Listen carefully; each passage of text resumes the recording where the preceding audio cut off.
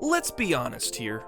Dating is the worst. From Tinder to somehow being lucky to meet another wonderful person in the real world and feeling connection somehow, which leads to you or them asking you out. Whew, sorry. Dating can become awkward quick. That's why in today's video, I wanted to talk about the things I dislike about dating and why you'll probably agree with the things I'm about to say as well. But do remember, this is just coming from my own opinions. So if some of the things I say don't sit well with you, that's okay. You can always tell me your opinions in the comments below. Which, by the way, I would love, so feel free to leave a comment. So without further ado, let's just jump right into it. Dating way back in the day is much different than how people go about dating now. Dating back then meant you needed to conquer your fears of approaching the person you liked and essentially confessing your feelings towards them.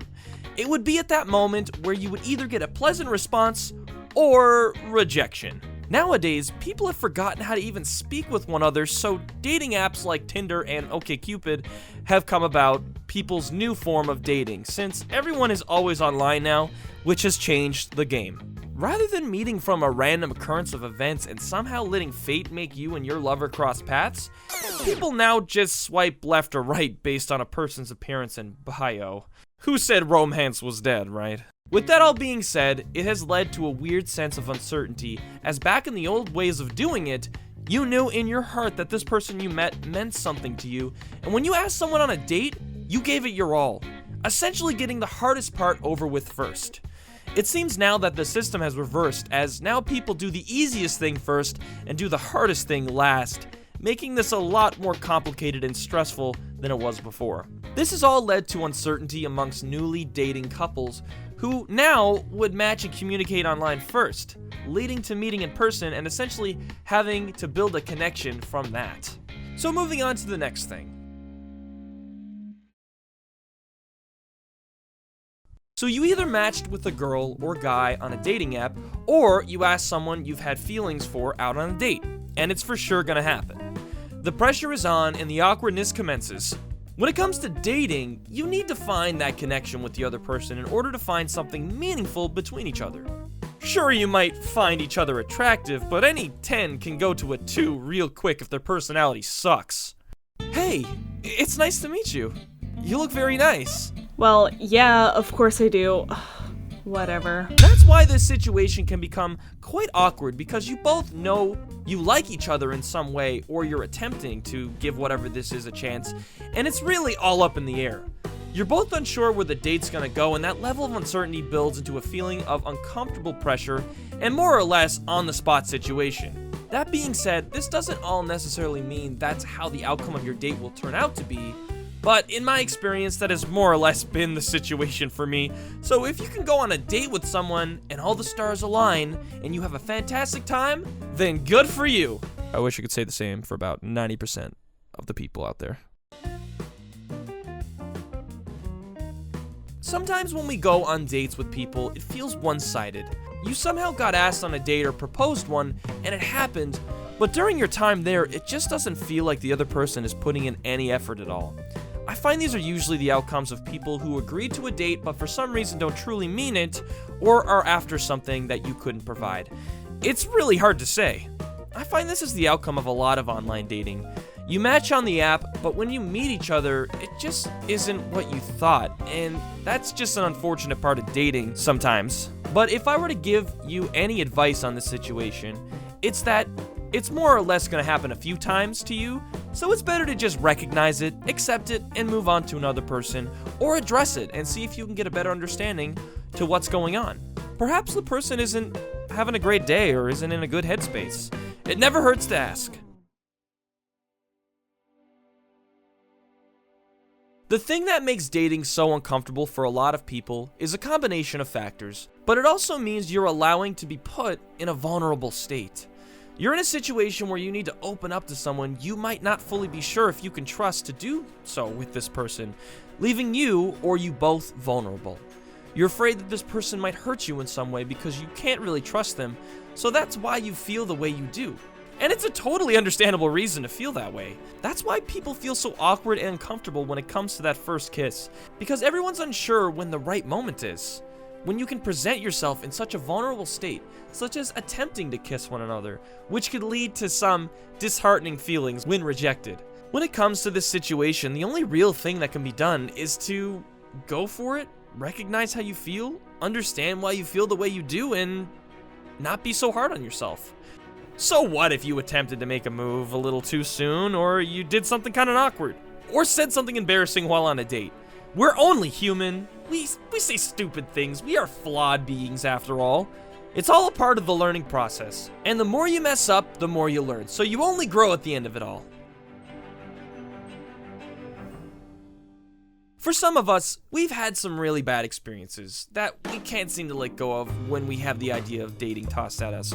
Perhaps you went on a date with somebody that ended up leaving you feeling defeated, hurt, or even confused, that just left a bad feeling in your heart. And it's a feeling you'd rather avoid again. As understandable as it is to feel that way, you do need to realize that this shouldn't be the reason to give up. Every new person you meet on a date will be different, and there will always be times you go on a date with somebody who just might not mix with you as well as you thought. This comes with time, but practicing personal growth and self-esteem so that you can learn to have a tougher skin in these situations would be the ultimate way to move on and be happier with your life. Love is weird, dating can be scary, but giving up is the only way you can truly fail. Guys, girls, Apache helicopters, this is something I have strong feelings towards because I believe it's the most stupid thing that seemed to be a part of the dating scene. No, it's not better to wait a week after dating somebody to give them a text. No, you shouldn't wait for them to message you first, or you definitely shouldn't assume because they're all of a sudden speaking slightly different through text or responding at later times that it means they aren't interested in you. Guys, this is the problem with technology. There's no emotion in it. If you care for somebody, stop telling yourself otherwise. Anxiety is bad for doing this.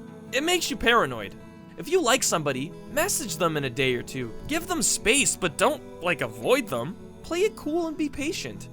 In the end, relationships are really partnerships. It takes two to tango, so remember that. The reality of all of this is that it doesn't necessarily have to be your fate. People can still find love, but in a time where talking to a random person in public can sometimes be deemed as harassment, it's no wonder everyone's become a little more self-conscious and enclosed. I recognize some of the advice I tried to give in this video might not work for you, and that's okay. Just remember, love is always out there, and even though the game has changed, it doesn't mean it's gone. Now go out there and find some love, because it's waiting for you! However, you'll only be able to find it if you push through your anxieties and fears, and go towards it head on. Hey guys, I hope you all did enjoy that video. If you did, I would be forever grateful if you could leave a like and subscribe to the channel so that you can always be on top of my latest videos. I just thought I'd also bring up that a lot of you guys might not know this, but I have an Instagram and Twitter account that I am actively on, and would love to have you guys following me there. I post lots of memes and updates on my Twitter, and Instagram I try to please your eyes with some good pics and some motivational life advice. It would be awesome if I could have your support over there as well, so that we can grow our TheFearRaiser community to greater heights. I intend to try and release more videos to this channel soon, as I know I've only been uploading about twice a week or so, but I intend to change that in the coming weeks ahead, so that you guys will have more awesome content to enjoy. And the last thing I wanted to bring up is that I'm soon going to be doing a total rebranding of my merch. So, all the merch on my merch store is soon going to be gone forever! So if you want to take your last chance at getting some of my merch, my current merch, you can do so by going down in the description below and clicking the link that will bring you to my store. All fans that get a piece of merchandise and post on Twitter or Instagram of them wearing it, I will be featuring in my videos, like this one right now, bam, right there, wachow, again, these two lovely fans wearing some awesome merch, and this could be you in another video. So be sure to do so if you want your chance. And yeah, again, I'll links in the description below. Alright guys, that's it for now. Again, thank you so much for watching, and I'll catch y'all later. Alright guys, see ya!